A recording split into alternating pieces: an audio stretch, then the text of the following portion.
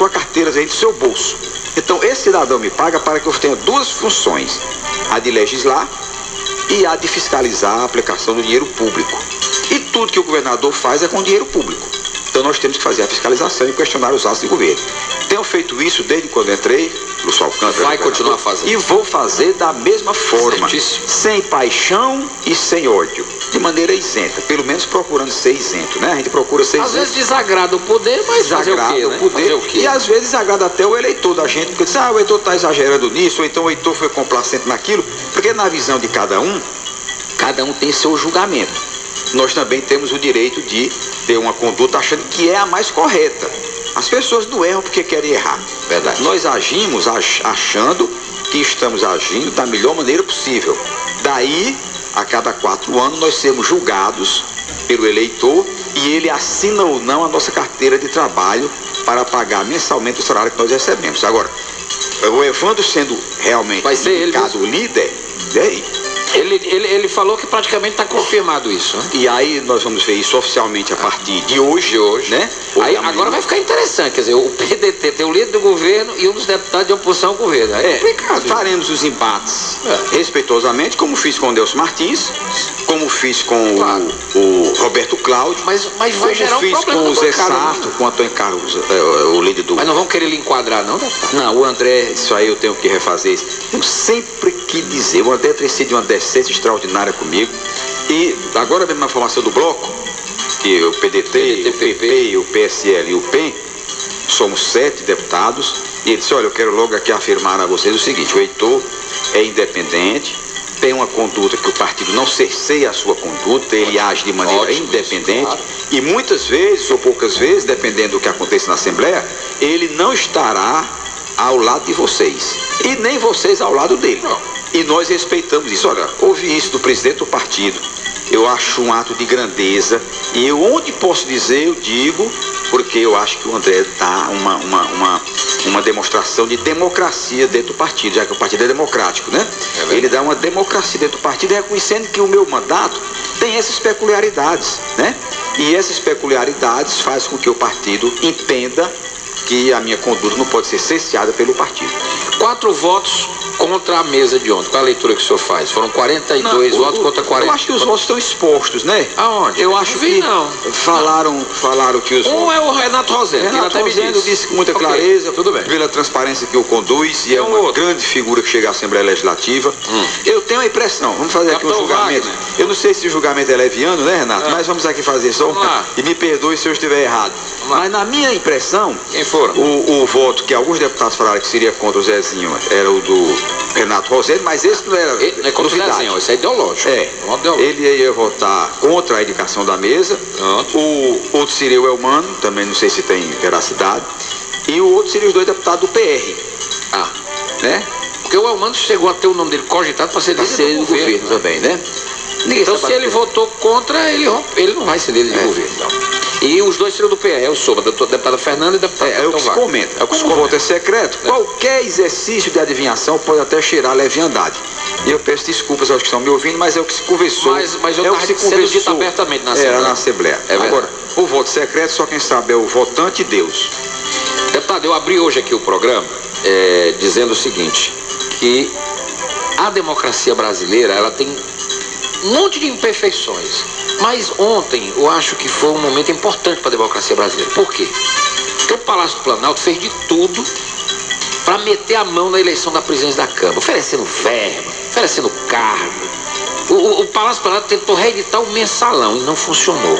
Porque, deputado Heitor, eu somei aqui, se você somar os votos do Eduardo Campos, do Júlio Deguado, Eduardo Cunha, Eduardo Campos já está com Deus. Mas era tão forte o nome do Eduardo Campos que quando diz Eduardo, liga logo o Campos. Veja bem, deputado Heitor, o Eduardo Cunha teve 267 votos. Se você colocar aí os 100 votos do Júlio Delgado, que teve o apoio do PSB e do PSDB, oposição, já são 367 votos. Mas, mais os 8 votos do Chico Alencar, dá 360, 300 de 513, contra 136. Foi uma surra grande da dona Dilma e do Palácio do Planalto. Em boa hora, né? Olha, em boa hora, porque embora haja comentários muito negativos acerca desse tal Eduardo Cunha... Mas do Schneider também tem. Não tem dúvida, piores até. Piores até.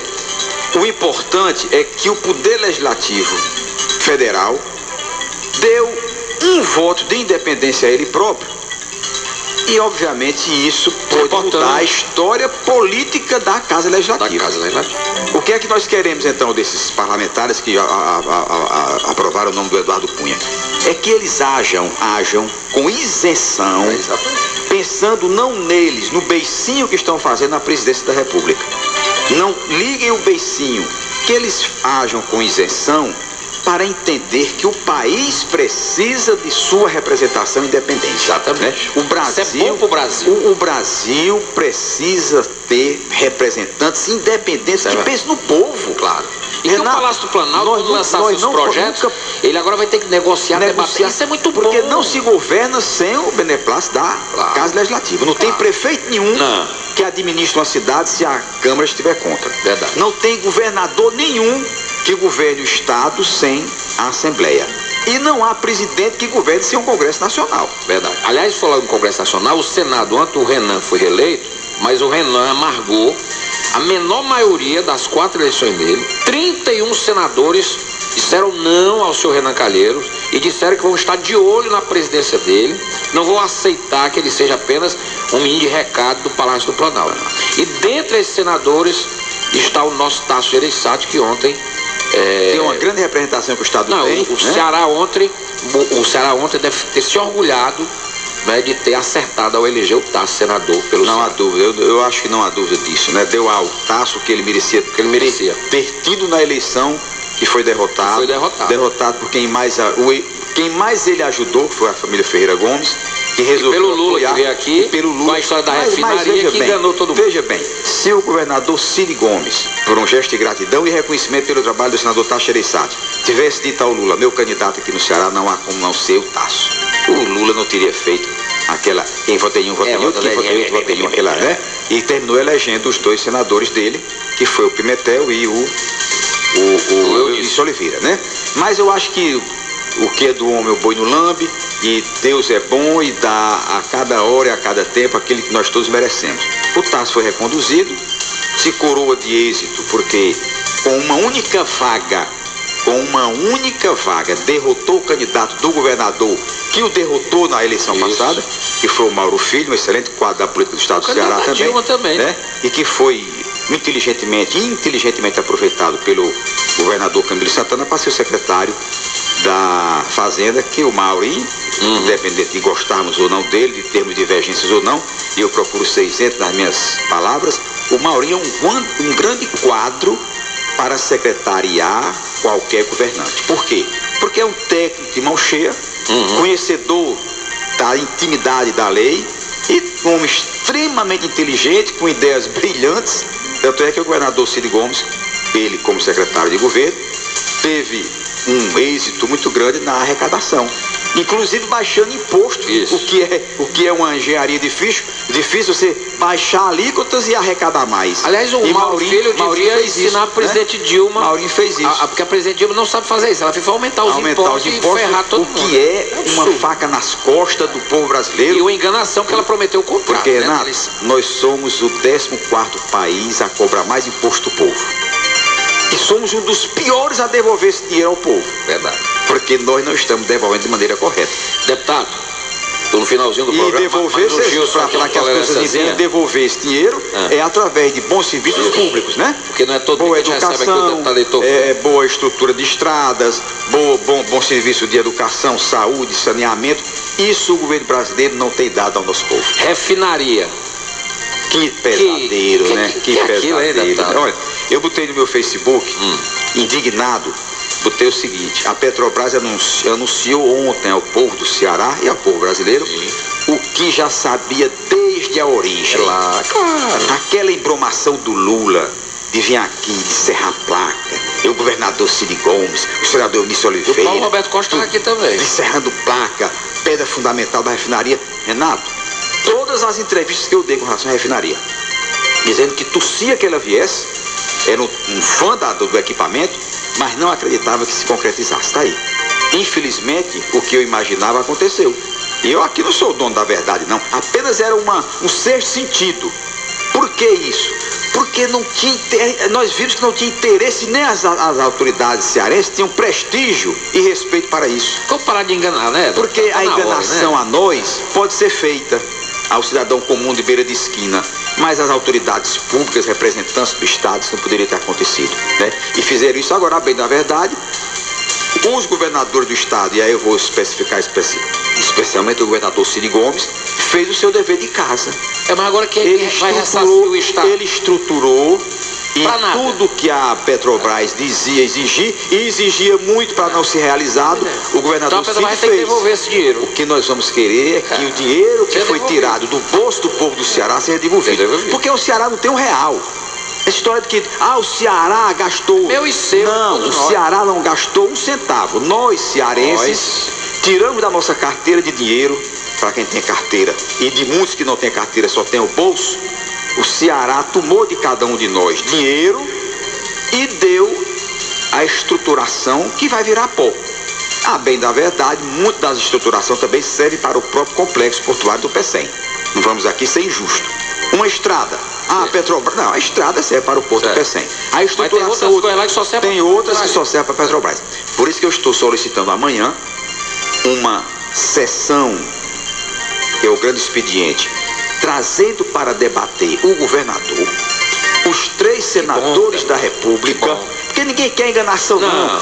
Um diz uma coisa, um diz outra. Não, olha, vamos reunir aqui as autoridades dentro do poder público estadual e saber qual o rumo que nós vamos tomar. O senhor vai pedir essa sessão? Amanhã estou pedindo. Presidente, quero aqui pedir que num grande expediente, a Assembleia, como o senhor foi ao interior do Estado pedir pela refinaria, nós queremos agora que as autoridades venham agora ao plenário da Casa do Povo estabelecer qual a verdade, o que é que nós vamos aqui desdobrar para que não percamos o empreendimento.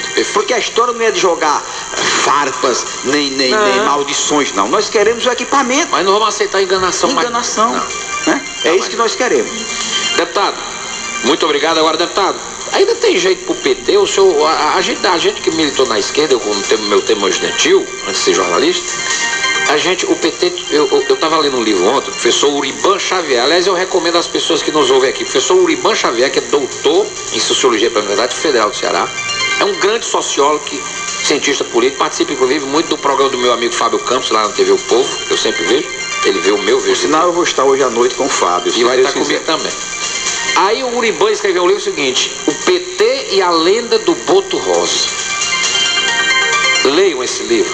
Isso escrito por um marxista ex-petista. Agora, Renato, tem homens e homens, mulheres e mulheres. No PT tem grandes quadros. Mas essa história da Petrobras. Agora, não tem. Agora, como um todo e o partido, obviamente, aceitando as diretrizes das grandes autoridades do partido, essas grandes estrelas do partido se degeneraram, né? Nós temos que dizer que isso não é unanimidade, porque é burra, né? Não, tem gente séria no PT. Pessoas do mas PT, esse pessoal que manda no PT hoje... a direção do partido de lascar o canto. E a presidência da República entregue ao Partido dos Trabalhadores foi de uma frustração do povo muito grande, né? Porque houve uma degeneração ética da cúpula do PT. Aprendi demais com o Partido dos Trabalhadores.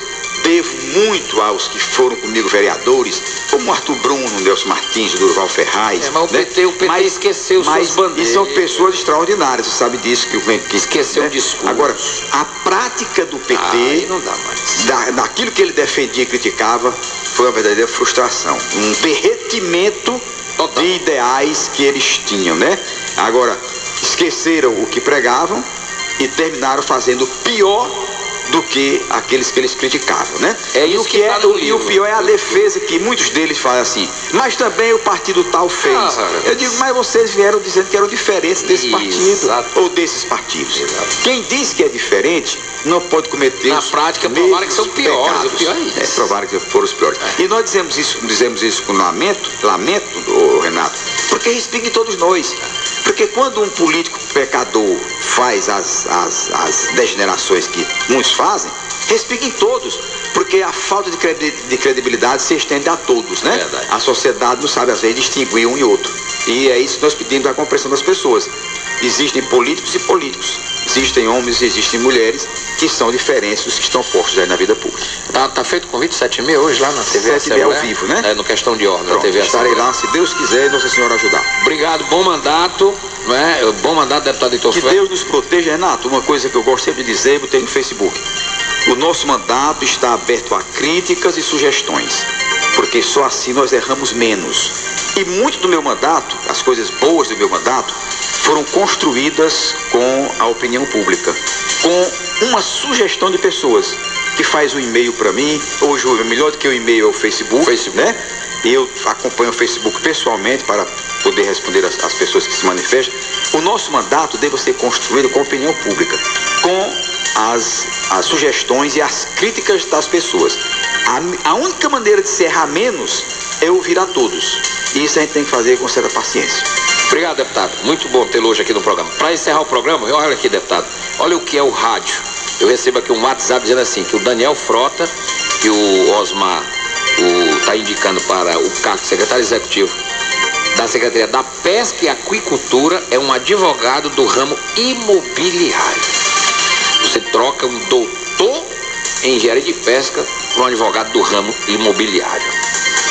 Aí vai Aí talvez resida o fracasso da secretaria, porque o político às vezes é indicado para o titular maior da pasta, mas quem leva a pasta é o adjunto. Exatamente. O adjunto é o técnico, né? O político, porque ele tem voto e o que interessa a quem está no poder. Quem era o secretário executivo, doutor Ciro? Era o Acilon, médico, gestor inteligentíssimo. O Ciro tratava as políticas. Boa vontade. O Ciro tratava as políticas e o Acilon ficava no dia a dia. Era o pé de boi. Pé de boi chamado. De manhã e tarde. O secretário executivo é quem carrega a secretaria. Todo mundo sabe disso. Aí, o Osmar, eu não vou me meter, porque quero muito bem a ele, né? Gosto muito do Osmar. Eu gosto. Convivemos todos os dias, de 9 às 3 da tarde, portanto, convivo mais com os deputados do que com os irmãos da gente. Por que você não pega esse seu amigo advogado, que é um moço de bem, não estou dizendo que não é um moço de bem, não. É um rapaz que eu não conheço. Mas ele é um advogado. Está fora das suas funções que ele aprendeu a fazer. Coloque ele, deputado Osmar, coloque ele como seu assessor especial, como, não é, o consultor jurídico da secretaria, não tem problema nenhum, não é? Mas tirar um doutor em engenharia de pesca de uma secretaria que é voltada para a pesca e aquicultura para um advogado do ramo imobiliário é um pouco difícil, pelo menos para eu, Renato Abreu, entender. Bom dia, a gente volta amanhã.